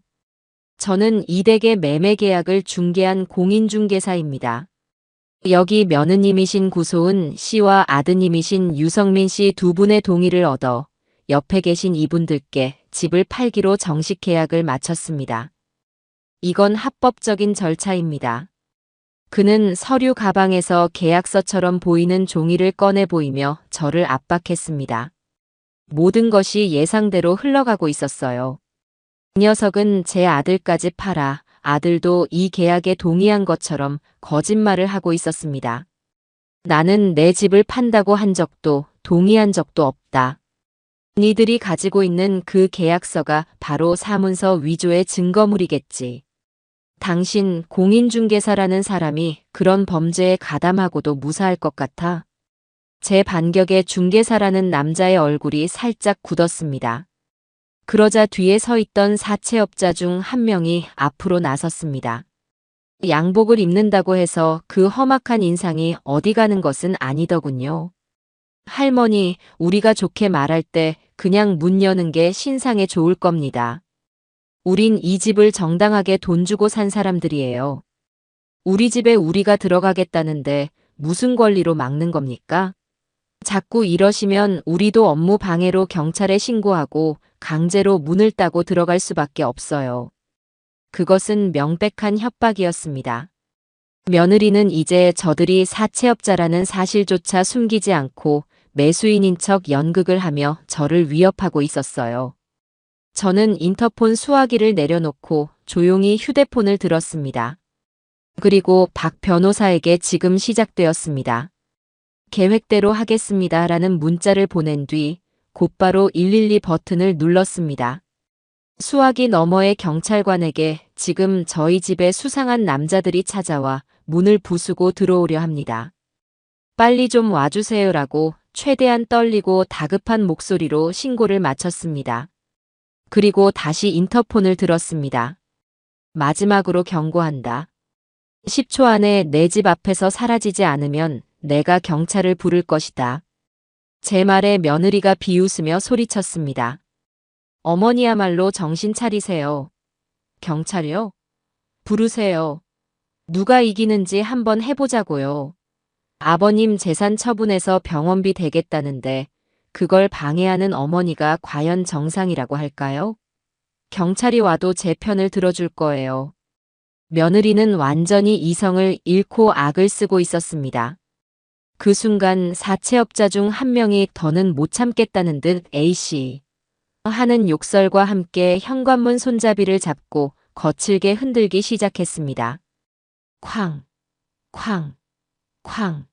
쇠가 부딪히는 굉음과 함께 집 전체가 울리는 듯 했어요. 저는 혹시나 문이 부서질까 싶어 현관으로 달려가 온몸으로 문을 막아섰습니다. 남편은 그 소리에 잠이 깼는지 밖에 무슨 일이냐며 불안한 얼굴로 저를 바라보았어요. 괜찮아요, 여보. 그냥 밖에서 공사하는 소리예요. 당신은 방에 들어가 계세요. 저는 남편을 안심시키고 방으로 들여보낸 뒤 다시 현관문을 막아섰습니다. 밖에서는 이제 남자들이 발로 문을 걷어차기 시작했습니다. 쿵, 쿵. 소리가 심장을 때리는 것 같았어요. 며느리는 옆에서 이 집은 이제 우리 거예요. 당장 문 열어요, 어머니. 라며 고래고래 소리를 질러댔습니다. 아마 동네 사람들이 다 들었을 겁니다. 저를 파렴치한 시어미로 만들려는 마지막 발악이었겠지요. 바로 그때였습니다. 저 멀리서 희미하게 들려오던 소리가 점점 더 가까워지기 시작했습니다. 끼익하는 날카로운 마찰음과 함께 제 귀에 너무나도 반가운 소리가 울려 퍼졌습니다. 바로 경찰차의 사이렌 소리였습니다. 사이렌 소리가 들리자 문을 걷어차던 소리가 뚝 그쳤습니다. 문 밖의 모든 소음이 순간적으로 멎었어요. 잠시 후 경찰입니다. 문 여세요. 무슨 일입니까? 하는 굵은 목소리가 들려왔습니다. 저는 심호흡을 한번 하고 덜덜 떨리는 손으로 이중 잠금 장치를 풀었습니다. 그리고 문을 활짝 열었어요. 문 밖에는 당황한 표정의 며느리와 부동산 중개사, 그리고 두 명의 사채업자가 굳은 얼굴로 서 있었고 그들 앞에는 제복을 입은 경찰관 두 명이 날카로운 눈으로 상황을 살피고 있었습니다. 저는 경찰관을 보자마자 다리에 힘이 풀리는 척 비틀거리며 주저앉았습니다. 경찰 아저씨, 저 사람들이 우리 집에 쳐들어오려고. 문을 부수고 흐흑. 저는 최대한 불쌍하고 연약한 노인의 모습을 연기하며 눈물을 흘렸습니다. 제 연기에 경찰관의 눈빛이 며느리 일당에게로 향하며 싸늘하게 변했습니다. 모든 것은 제가 계획한 대로 완벽하게 흘러가고 있었습니다. 이제 이 지긋지긋한 연극의 무대는 저의 집이 아닌 경찰서로 옮겨지게 될 것이었습니다. 경찰서 조사실은 형광등 불빛 때문에 유난히 차갑고 스산하게 느껴졌습니다. 저와 며느리 일당은 각기 다른 테이블에 앉아 조사를 받게 되었어요. 저는 도착하자마자 박준서 변호사에게 연락했고 그는 금방이라도 달려오겠다고 했습니다. 잠시 후 젊은 형사 한 명이 제 앞에 앉아 조심스럽게 입을 열었어요. 어르신, 많이 놀라셨죠? 일단 진정하시고 오늘 있었던 일에 대해 자세히 좀 말씀해 주시겠어요? 저는 아직도 놀란 기색이 역력한 척 손을 떨며 천천히 입을 열었습니다. 하지만 제 머릿속은 그 어느 때보다도 냉철하고 또렷했어요. 반면 저쪽 테이블에 앉은 며느리는 이미 연극의 주인공이 되어 있었습니다. 그녀는 눈물을 펑펑 쏟아내며 자신이 얼마나 억울하고 힘든 상황에 부닥쳤는지를 열변하고 있었어요. 형사님, 정말 억울해요. 저희 시아버님이 치매가 너무 심하셔서 병원비랑 요양 비용을 마련하려고 어쩔 수 없이 집을 처분하려던 것뿐이에요. 이건 저희 남편도 다 동의한 일이라고요. 그런데 저희 어머님이 요즘 들어 자꾸 사람을 의심하시고 망상에 시달리시는 것 같아요. 아버님을 위하는 길인데 저렇게 막무가내로 방해를 하시니 저희도 답답해서 어쩔 수 없이. 제가 나쁜 짓 하려던 게 절대 아니에요. 며느리는 준비해온 위조된 매매 계약서와 인감증명서까지 제출하며 자신의 결백을 주장했습니다. 함께 온 부동산 중개사와 사채업자들도 매수인 행세를 하며 며느리의 주장에 힘을 실어주었지요. 그들의 이야기를 듣고 있던 다른 형사의 표정이 조금씩 며느리 쪽으로 기우는 것이 느껴졌습니다. 치매 남편을 둔 고집센 시어머니와 그런 시부모를 위해 애쓰는 효부. 겉으로 보이는 그림은 누가 봐도 며느리에게 유리했습니다. 제 앞에 앉은 젊은 형사도 난처한 표정으로 저를 바라보았어요. 어르신, 며느님 말씀은 이게 다 아버님을 위한 일이었다고 하시는데 정말 집을 파는 것에 대해 전혀 들으신 바가 없으신가요? 저는 아무 대답도 하지 않았습니다. 그저 조용히 고개를 저을 뿐이었지요. 바로 그때 조사실 문이 열리고 박준서 변호사가 들어왔습니다. 그는 제게 다가와 어깨를 가볍게 두드려주고는 형사에게 정중하게 인사를 건네며 말했습니다. 제가 이정숙 어르신의 변호인입니다. 지금부터는 제가 어르신을 대신해서 말씀드리겠습니다. 박 변호사의 등장에 며느리의 얼굴이 순간적으로 굳어지는 것을 저는 똑똑히 보았습니다. 박 변호사는 서류 가방에서 준비해온 자료들을 하나씩 아주 침착하게 테이블 위에 올려놓기 시작했습니다. 형사님, 지금부터 제 의뢰인이신 이정숙 어르신께서 왜 저들의 주장이 모두 거짓이라고 하는지 그 증거를 보여드리겠습니다. 가장 먼저 그가 꺼내놓은 것은 제가 미리 발급받아 두었던 대학병원의 공식적인 진단 소견서였습니다. 이것은 구소은 씨가 주장하는 병원이 아닌 국내 최고 권위의 대학병원 신경과에서 발급한 유정철 어르신의 공식 진단서입니다. 소견을 보시면 아시겠지만 보호자의 도움 아래 간단한 의사결정이 가능한 상태라고 명시되어 있습니다. 구소은 씨가 주장하는 것처럼 모든 권리를 박탈해야 할 정도의 의사결정 완전 불가 상태가 아니라는 명백한 증거입니다. 형사들은 진단서를 유심히 살펴보았고 며느리는 그럴 리가 없어요. 라며 당황하기 시작했습니다. 박 변호사는 멈추지 않고 다음 증거를 제시했어요. 바로 제 휴대폰이었습니다. 다음은 구소은 씨가 실력 있는 의사라며 집으로 데려왔던 사람과의 대화가 담긴 영상입니다. 이정숙 어르신께서 거실에 설치해둔 녹화장치에 모두 기록되었습니다. 박 변호사는 시계 녹화기 영상을 재생했습니다. 조사실 안에는 사기꾼 의사가 남편을 단 5분 만에 진단하고 시설 입소가 시급하다고 말하는 목소리가 울려 퍼졌습니다. 그가 면허 정지 상태인 브로커라는 박 변호사의 설명이 덧붙여지자 형사들의 눈빛이 날카롭게 변하기 시작했어요. 세 번째 증거는 며느리의 SNS를 인쇄한 종이 뭉치였습니다. 명품 가방 사진과 지긋지긋한 빚이라는 글귀가 나란히 인쇄된 증거 앞에서 며느리는 입을 꾹 다문 채 아무 말도 하지 못했습니다. 범행 동기가 너무나도 명백하게 드러났기 때문이지요. 그리고 네 번째, 박 변호사는 사채업자들이 며느리를 협박하던 영상을 재생했습니다. 저분들은 구소은 씨가 주장하는 매수인이 아니라 구소은 씨에게 돈을 빌려준 채권자들입니다. 이 영상은 구소은 씨가 빚을 갚기 위해 이 집을 처분하려 했다는 사실을 명백히 증명하고 있습니다. 이제 상황은 완전히 역전되었습니다. 며느리와 일당은 자신들이 파놓은 거짓말에 덫에 스스로 걸려들어 아무 말도 하지 못하고 고개만 숙이고 있었어요. 그리고 마침내 제가 직접 나설 시간이 되었습니다. 저는 자리에서 일어나 제 사건을 담당하던 젊은 형사에게 조용히 말했습니다. 형사님, 저 아이가 가지고 있는 집문서 그거 가짜입니다. 네? 가짜라니요? 조사실에 있던 모든 사람의 시선이 제게로 쏠렸습니다. 며느리는 무슨 소리예요? 이건 진짜라고요. 라며 마지막 발악을 했어요. 저는 그런 며느리를 차갑게 바라보며 말을 이었습니다. 내가 내 며느리가 내 집문서를 훔쳐갈 것을 미리 짐작하고 장롱 안에 가짜 컬러 복사본을 넣어두었지. 진짜 집문서는 지금 아주 안전한 곳에 있단다. 저는 제 주거래 은행의 이름과 제가 오전에 개설했던 대여금고 번호가 적힌 약정서를 형사에게 보여주었습니다. 지금 당장 은행에 확인해 보시면 아실 겁니다. 이 집의 진짜 등기권리증 원본은 제 손을 떠난 적이 단 한 번도 없습니다. 그것이 이 기나긴 싸움의 마침표를 찍는 마지막 한 방이었습니다.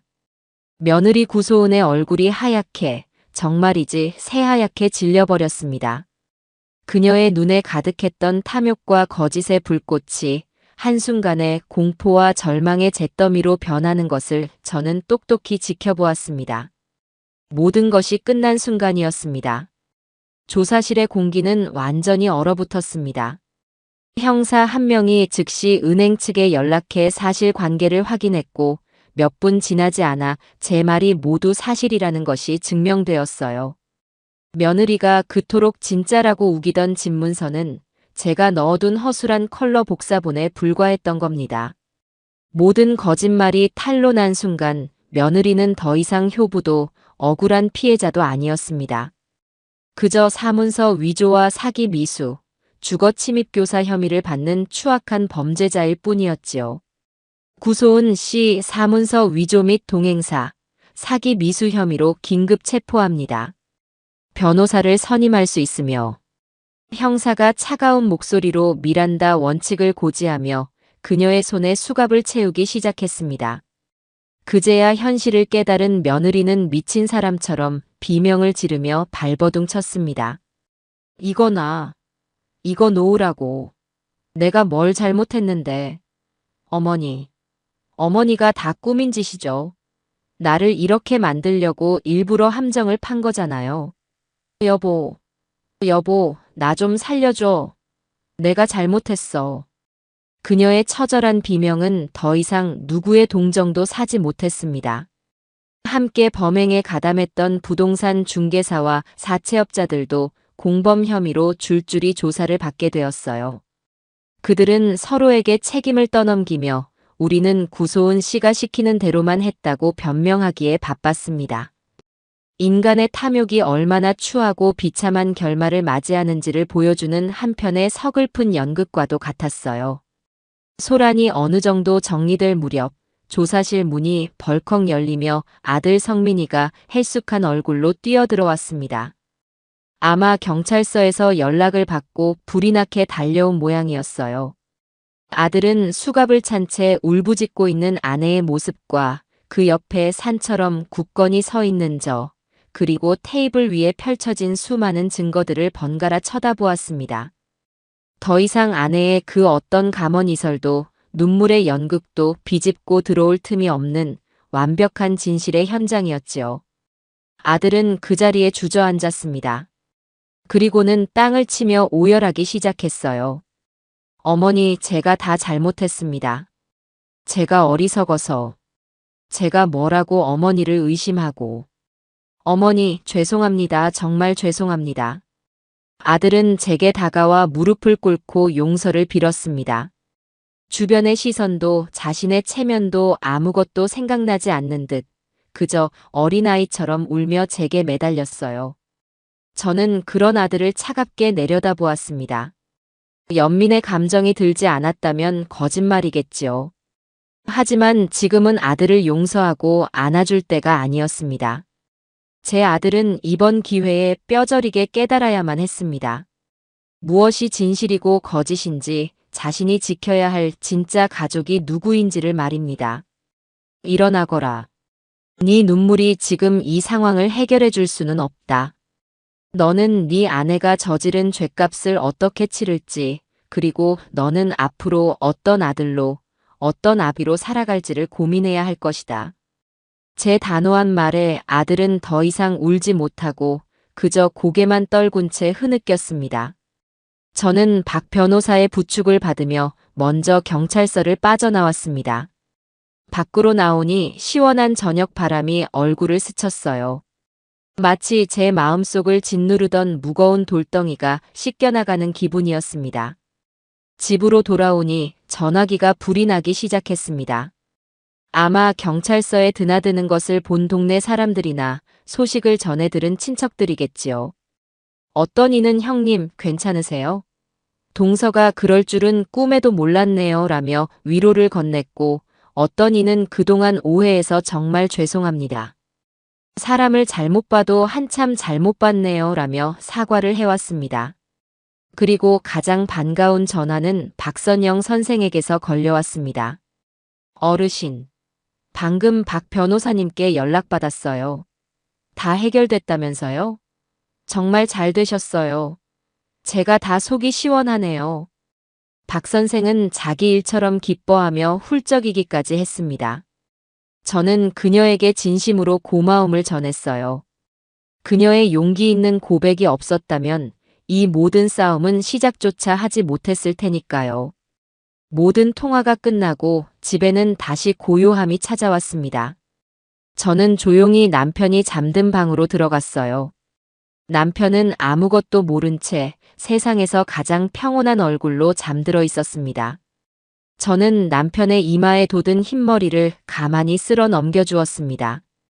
이 사람을, 그리고 우리가 평생을 바쳐 일군 이 집을 마침내 제 손으로 지켜냈다는 생각에 가슴 벅찬 안도감이 밀려왔습니다.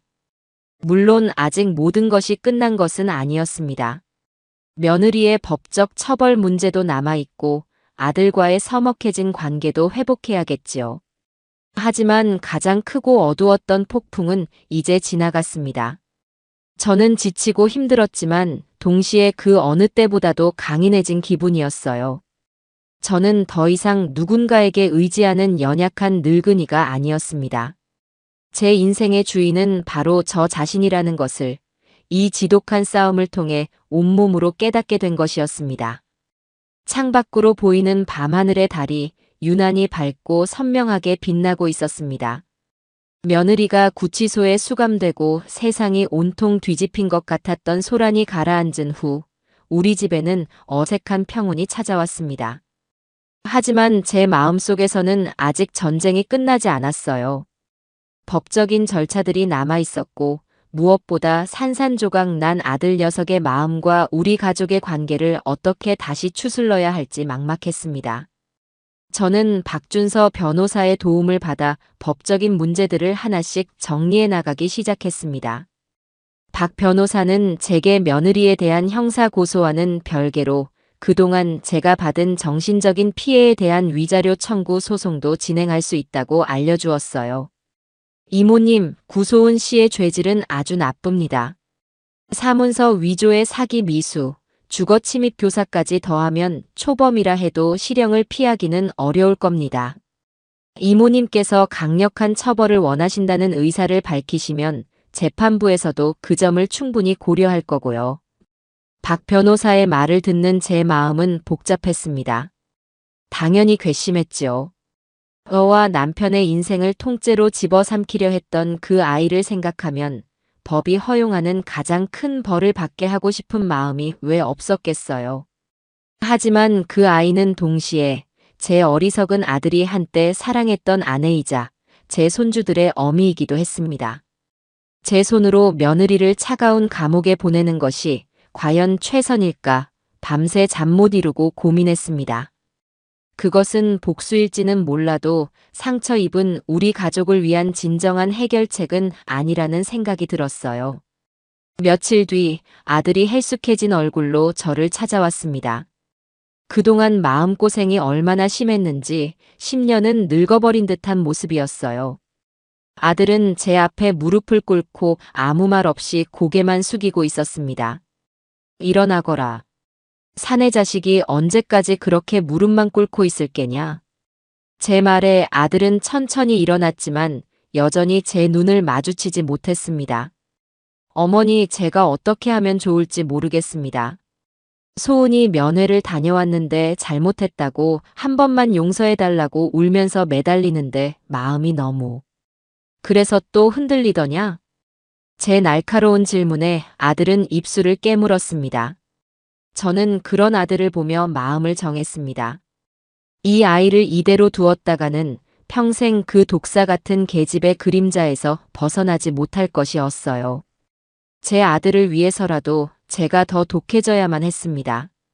성민아, 내 말을 잘 듣거라. 내가 네 아내를 용서할 수 있는 방법을 알려주마. 네. 정말이세요, 어머니?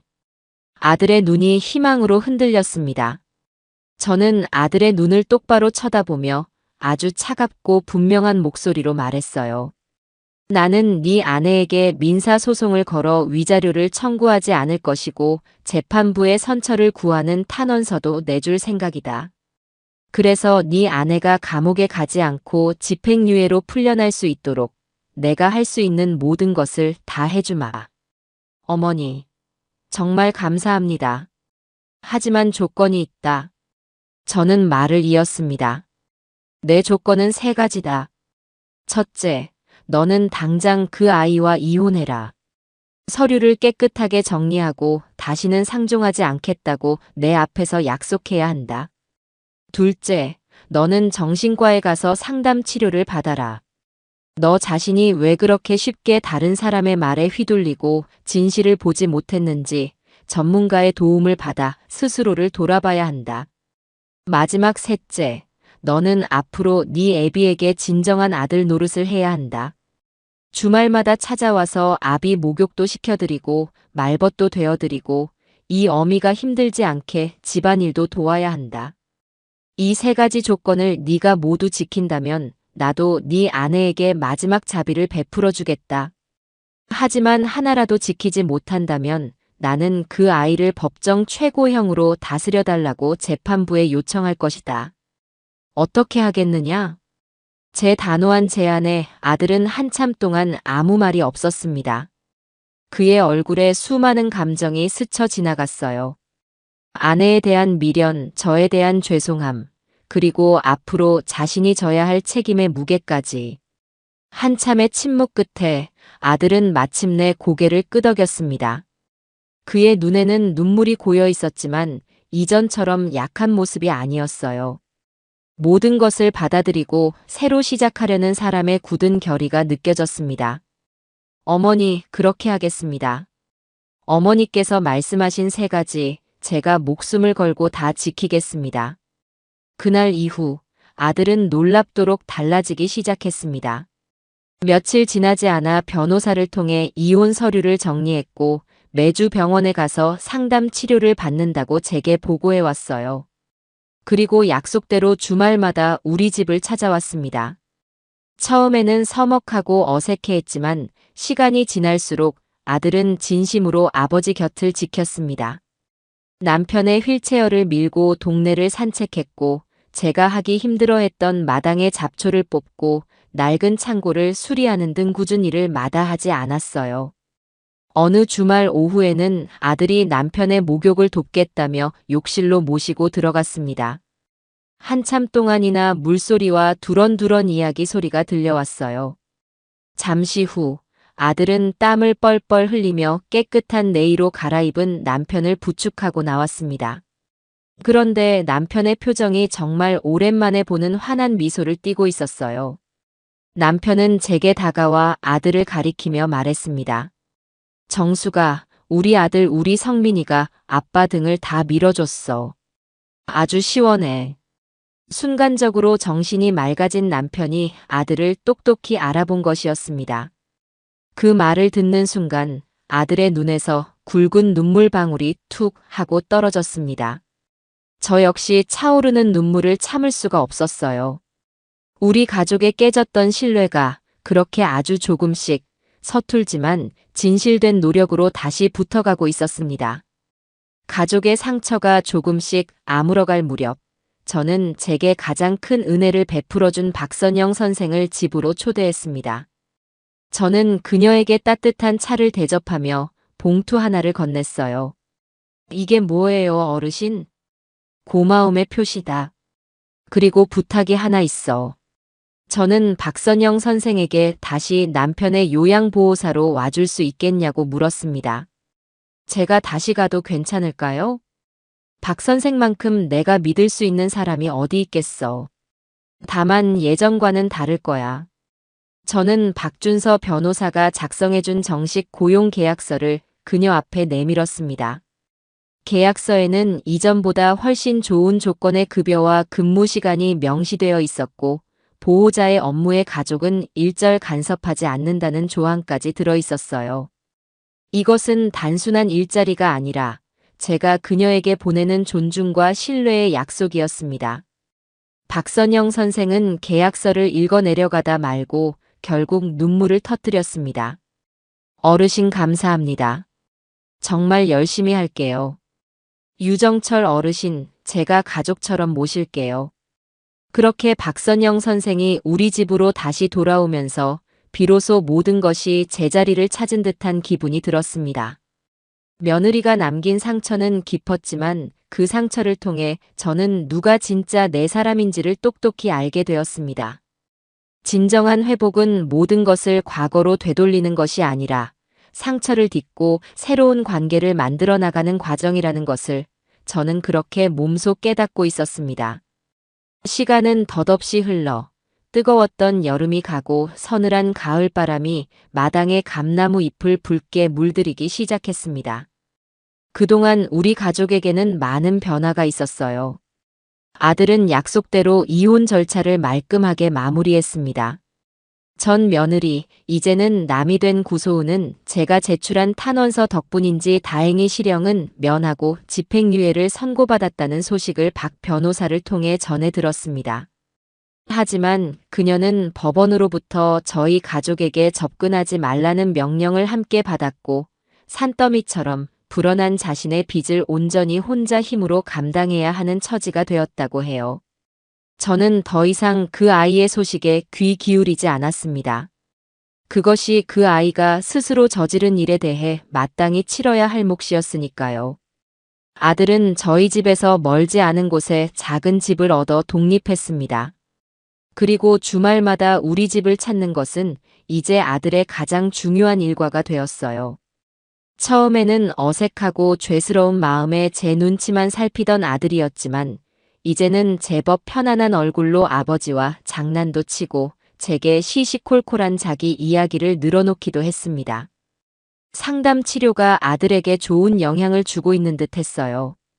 아들은 더 이상 마마보이도 아내에게 휘둘리던 어리석은 남편도 아니었습니다. 조금 늦었지만 비로소 자기 인생의 주인이 되어가는 한 명의 어른으로 성장하고 있었지요.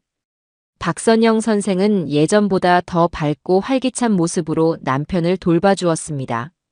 제가 미처 신경 쓰지 못하는 부분까지 살뜰하게 챙겨주었고 남편도 그녀를 친딸처럼 따랐어요. 오후에 박 선생이 일을 마치고 돌아갈 때면 남편은 현관문 앞에 서서 그녀의 모습이 보이지 않을 때까지 손을 흔들어주곤 했습니다. 그 모습을 지켜보는 제 마음은 이루 말할 수 없이 평화로웠어요. 어느 쾌청한 가을날의 주말이었습니다. 아들은 아침 일찍부터 우리 집 마당에서 낑낑거리며 무언가를 만들고 있었어요. 지난주부터 낡은 평상을 대신할 새로운 나무 탁자를 만들겠다며 톱질과 망치질을 해댔지요. 저는 그런 아들을 위해 시원한 식혜를 한 사발 타서 내어갔습니다. 힘들 텐데 좀 쉬어가면서 하거라. 거의 다 됐어요, 어머니. 아버지, 여기 한번 앉아보세요. 편안하신가?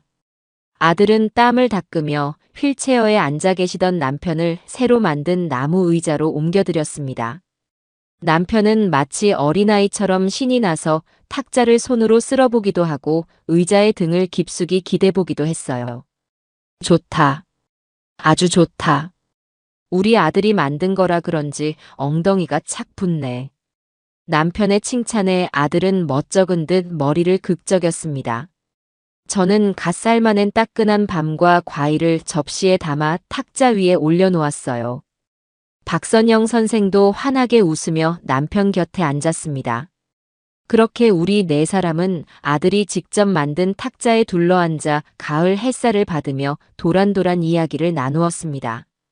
남편은 잠시 정신이 맑아졌는지 아들에게 어릴 적 이야기를 들려주며 연신 웃음꽃을 피웠어요. 저는 한 걸음 떨어져서 그 모습을 가만히 바라보았습니다. 아들의 이마에 맺힌 땀방울, 남편의 얼굴에 가득한 웃음, 박선영 선생의 따뜻한 눈빛, 그리고 이 모든 것을 감싸는 우리 집 마당의 평화로운 풍경. 불과 몇 달 전만 해도 상상조차 할 수 없었던 모습이었습니다. 그 끔찍했던 시간들이 마치 먼 옛날의 악몽처럼 아득하게 느껴졌어요. 문득 저는 제가 얼마나 강한 사람인지를 깨닫게 되었습니다. 저는 그저 세월에 밀려 늙어가는 힘없는 노인이 아니었습니다. 저는 한 남자의 아내였고 한 아들의 어머니였으며 무엇보다 이 집과 제 인생을 책임지는 주인이었습니다. 외부의 시련은 저를 무너뜨린 것이 아니라 오히려 제 안에 숨겨져 있던 용기와 지혜를 일깨워 주었습니다. 그날 저녁 모두가 돌아가고 남편도 잠자리에 든 깊은 밤, 저는 홀로 거실에 앉아 따뜻한 차를 마셨습니다. 거실 장식장 위에 놓인 가족 사진 속 활짝 웃고 있던 며느리의 얼굴은 이제 보이지 않았어요. 아들이 얼마 전 자신의 새 출발을 기념하며 새로 찍은 가족 사진으로 바꿔놓았기 때문입니다. 새 사진 속에는 저와 남편 그리고 한층 성숙해진 아들이 나란히 서서 온화한 미소를 짓고 있었어요. 저는 찻잔을 내려놓고 창밖을 내다보았습니다. 둥근 보름달이 어둠을 환하게 밝히며 우리 집 마당을 고요히 비추고 있었습니다. 이 집은 지난 수십 년간 그랬던 것처럼 앞으로도 묵묵히 우리 가족의 기쁨과 슬픔을 함께하며 이 자리를 지켜줄 겁니다. 그리고 저 역시 이 집의 주인으로서, 제 인생의 주인으로서 앞으로 남은 모든 날들을 당당하고 의연하게 살아갈 것이라고 다짐했어요. 더 이상 두려울 것도 흔들릴 것도 없었죠. 제 손으로 직접 지켜낸 이 평화와 고요함 속에서 저는 더없이 행복하고 충만한 기분이었어요. 진정한 싸움은 끝났고 제게는 완전한 평화가 찾아온 것이었습니다.